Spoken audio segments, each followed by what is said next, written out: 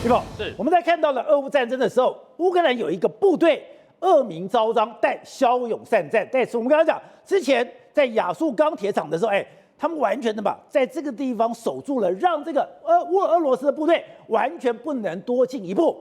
结果这个部队因为太恶名昭彰了，美国曾经要求说，美式的武器不可以交给亚速营。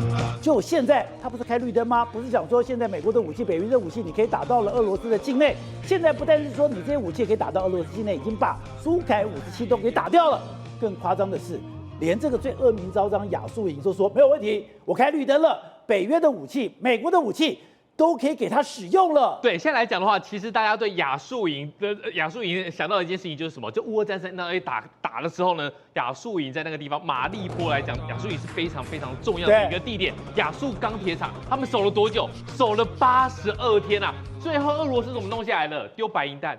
那个白银弹的画面出来之后呢，大家全世界震惊啊！你在这个2023年打战争的时候呢，你用白磷弹，你到底有什么办法？你都打不下来，那就是因为他们真的是太勇猛善战了。这个部队守一个钢铁厂，对，居然可以守82天。刚刚讲的这个没有天险可守，对，他就是这样子的，把它守住，把它守了82天，然后最后呢用白磷弹才要把它给攻下来。然后呢，为什么亚速营在过去来讲的话，因为他们的思想是极右派，然后呢极端主义，所以呢过去来讲的话是不能够给他们用的美式武器的。但现在来说呢，他们通过莱西法案的审查，认为说没关系，捆龙锁就打开了。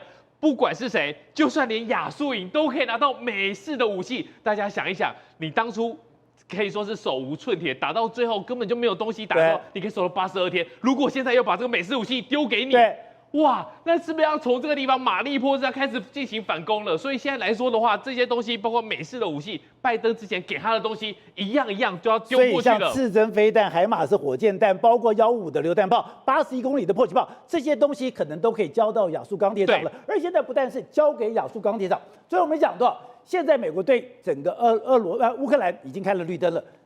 他透过了无人机将这个苏凯57给击毁。除了击毁以外，今天更新的消息是，他们的空中武力也出动了，他们的这个所谓的多管火箭炮也出动了，空中武力已经有战功了。对，在昨天我们讲到一件事情，天哪，第5代战机竟然有人折损了，折损的是谁？就是苏凯57，竟然在一个没有升空的情况之下被无人机打掉了。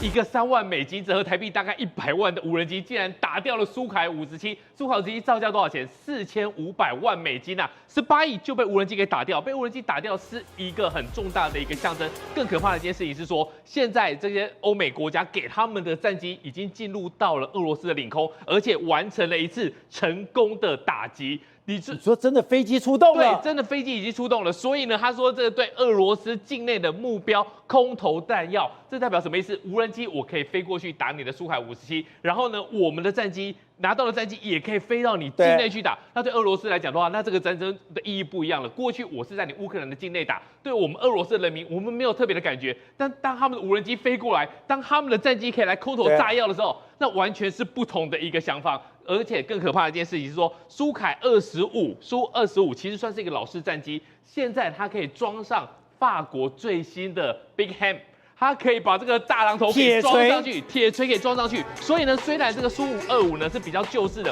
可是现在它把它的电子线路经过2个月的改装之后呢，竟然 match 了。代表什么意思？代表苏式武器跟这个法国最新的飞弹已经可以连接在一起了。所以我不太刚刚讲的，我现在 F16已经有100多架也要进到了乌克兰，我现在连法国都说我的幻象2000也可以交给乌克兰。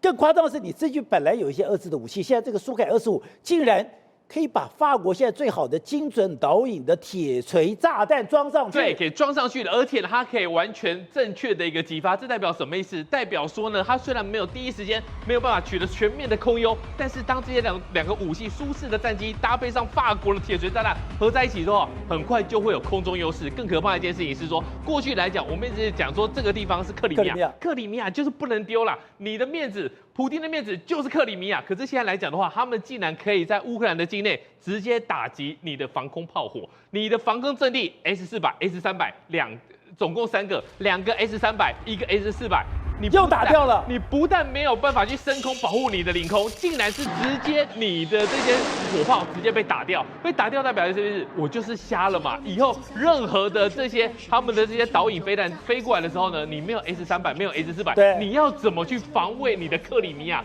这对于他们来讲的话，现在是头痛最重要的事情。因为这个最尴尬的是，俄罗斯一直在宣称说，全世界最好的防空武器就是它的萨姆400，对，萨姆400还可以很高的价格卖给印度，很高的价钱卖给中国。结果这次在俄乌战争里面，你当北约的武器、中国的武器进去以后，你才知道它完全没有任何防御能力。对，过去来讲的话，其实这个萨姆300跟400有点像是苏凯57啊，听起来第5代战机听起来这防空炮都非常厉害，甚至呢这 S300、S400还外销到其他地方。可是，一打仗出发现说你根本没有办法来进行一个防空炮火，所以现在来讲的话，其实对他们来说的话，真的非常的严重。好，所以刚刚讲的，现在北约的武器已经都进来了。包括 SAB 的这个所谓的340空中预警机，它有着890的预警机。现在刚刚讲的幻象2000要进去了，现在有85台的 F16进去了。所以我今天就传出来说，我们的飞机已经进到了俄罗斯的境内，已经从空中投弹集中目标了。对，现在来讲的话，乌克兰可以说是这些欧美国家的这些空中的飞行器的大集合。你看哦 ，SAB 也来了，890也来了，然后幻象。过去来讲的话，其实泽伦斯基一直要求要幻象，但是呢，过去都没给，现在也给了，甚至还有瑞典，他希望瑞典可以提供这个 JAS39战机。这个如果去的话就厉害了，因为过去来讲的话，他们乌克兰的战场可以说是楼长寸断，我已经没有办法给你一个完整的一个战备跑道，我没有办法给你一个军用机场，所以它可以转场起飞。对，它可以转场起飞。所以呢，如果瑞典真的提供了 JAS39的话，那表示说它可以放在任何一个地方，只要有一段完整的小跑道，我就可以起飞。再搭配上这些空中预警机，以后到底空中优势是俄罗斯还是乌克兰的，这就很难讲了。好，所以东比刚刚讲。现在美国开绿灯了以后，整个战况出现了一个改变。本来在哈尔科夫的时候，乌克兰受到很大的压力，在哈尔科夫的时候，他一直往后退，一直往后退。结果现在我把哈尔科夫后面俄罗斯的所有的补给线全部都给截断掉了。对，现在这个俄乌战争呢，已经打了进入第3年了嘛。第3年。对，那么很清楚的，整个节奏是美国在控制。我们在这么长一段时间也看到了很多例子，包括有些武器。当初讲信誓旦旦的不能提供，对，但慢慢都开，一点点都开。现在连 F16都给了，对呀，现在几乎等于全开了。那么，唯一一次稍微有点失算的地方啊，就是美国国会那阵子原乌的这个法案卡在那边，不给东西。对，那段时间出现一些问题。另外一个就是去年反攻失败了。啊，这个美国是对乌克兰很不满意的，因为美国那个时候要求你从单点攻下去，对，啊，就在扎波罗热那边攻下去，但是乌克兰没有这样做，他是从3个地方攻，结果失败了，这也是为什么扎卢日内下台的原因。所以这整个事情都是美国在控制，美国很清楚，这个世界上最会打仗的就是美国跟俄罗斯嘛，对不对？美国还比俄罗斯强嘛，他很清楚这个仗要该怎么打，啊。所以在现在这个情况下，那我们看到了，俄罗斯趁了那个军援卡住的时候，从哈尔科夫下来，但是军援一恢复之后，他的战线已经稳住了，现在不断稳住，而且往后推，甚至于泽伦斯基都公开讲，说俄罗斯在哈尔科夫的行动已经失败了。泽伦斯基不是随便讲话的人，他这么长一段时间讲的话，他都是有根据的。对。所以在现在这个战场慢慢开始出现这个逆转的这种形势，让这些武器在进场之后，啊，会有蛮大的转变。我个人认为会有蛮大的转变，可能在不久的未来，也许2、3个月之内，大概就可以看到了。对啊，俄乌战争会打多久？其实没有人知道。啊，最先讲过这个事情的，我不晓得你记不记得，是布林肯。开战没有多久，记者就问他，他说。我不知道会打多久，啊，但是这个战争打到最后，啊，俄罗斯会失败，啊，他已经为这个战争定调了。我自己个人也是认为也是这个看法。对啊，那在这个情况下，现在北约的这些武器，特别是这些飞机、战斗机进去了，会造成一些决定性的转变，因为这个空优一直是乌克兰所没有的，啊，我们看到它俄罗斯对乌克兰的轰炸全部是用飞机，对啊，这些滑翔炸弹啊，或者是飞弹在攻击。那现在反过来，乌克兰开始有这个能力了。我们也看到刚才他进到了，他有了 F-16，有了幻象2件，他就可以转变战局。F-16真的美国开绿灯可以让他自由使用了吗？显然是。美国其实他讲了很多话哈，其实你听起来是很有意思的。布林肯就讲，不久前他说我们并不鼓励乌克兰用我们提供的武器、西方的武器去攻击这个俄罗斯境内的目标，但是乌克兰可以自己做决定，这不是讲废话吗？这实际上就是等于说是你可以去按照你的，但是美国他自己要撇清说不是我们的，我们并不支持，对，但是这是他自己要打的，然后我们就开始打了。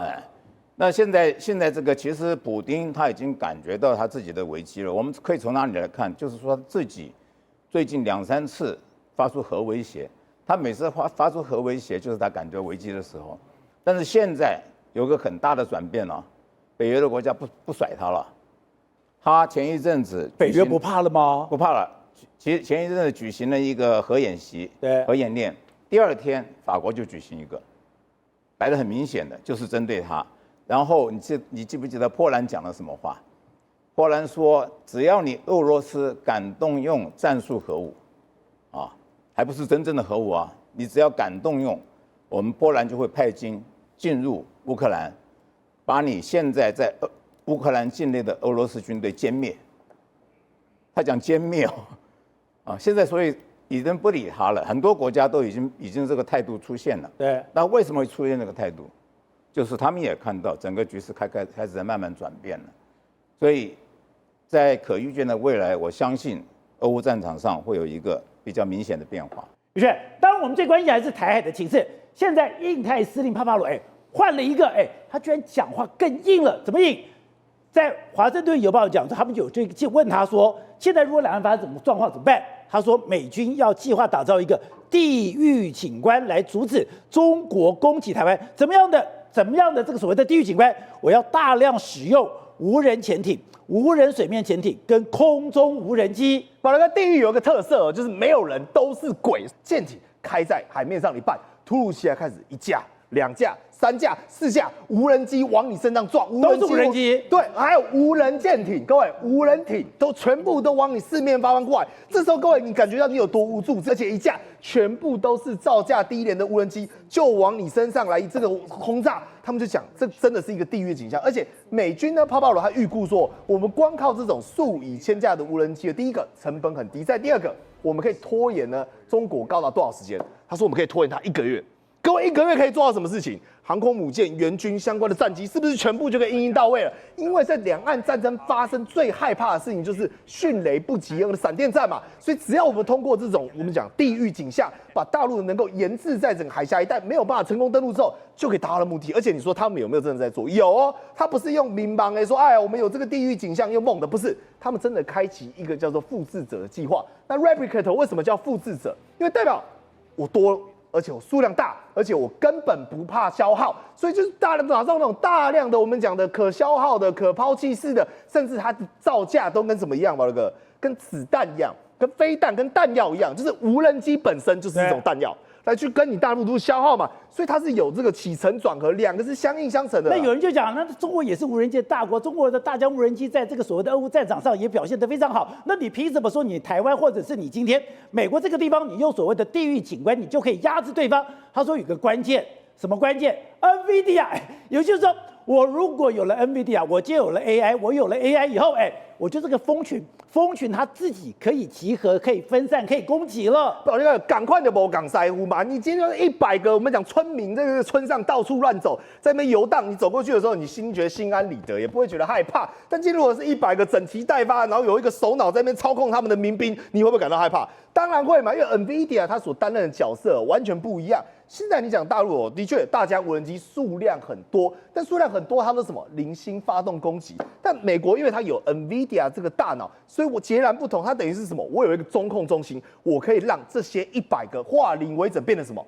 变成蜂群。蜂群等于是我可以自动，我可以统一的作战。那你说宇轩，你这个讲这个东西真的还是假的？真的，因为现在各位知不知道，美国有一台无人机大型的，不是叫做 AI 操控，它叫什么女武神嘛？哦对不对？女武神，那你知道它有一个特点，就是说它可载的弹药量非常多。以前大家都讲说女武神这个呢，作为空中的最佳的优质僚机，为什么？因为它第一个，它造价很便宜，200万美金就搞定了哦，跟这种 F16这个动辄10几亿台币，F18、F22这种比起来，便宜的要命。那再来第二件事情，如果它不载载弹药，它载载的是什么？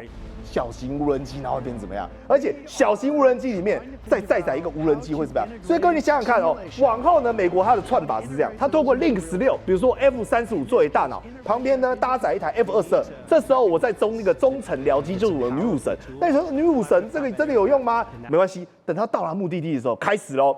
先放出8架的小型无人机，小型无人机再放出4架的无人机。那请问一下，宝杰哥，它是不是等于说我一台女武神，我就可以轰炸32个这种所谓的机动弹药啊，这么厉害，全部都无人机嘛？那你以为？而且我讲了，女武神一台才8000万台币而已哦，那它可以10架、100架、1000架，他们现在预估规要500架哦。那你想想看，它一次放出来的数量，那叫什么？数以百计、数以千计的无人机，而且都可以透过大脑来去自动。统一协同作战，分组的分组，团结的团结，甚至是针对目标进行整合式的饱和轰炸。